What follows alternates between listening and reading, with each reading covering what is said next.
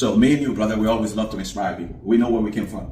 We came from a life where we were poor, and then we work our way to success because we believe in ourselves and we support each other. What do you think, brother? It doesn't matter where you come from, what your backstory is. What's important is where you're going. What's your future look like? What are you working towards? You could be a person that was born in poverty, but the amount of success you can achieve is only limited on your imagination because you were born to be great. The pain of your past does not have to equal to your future success. That's right, because we are the manager of our lives, right? You are the CEO of our lives. That's it, brother. I appreciate you again, man. Love you, man. I believe in you.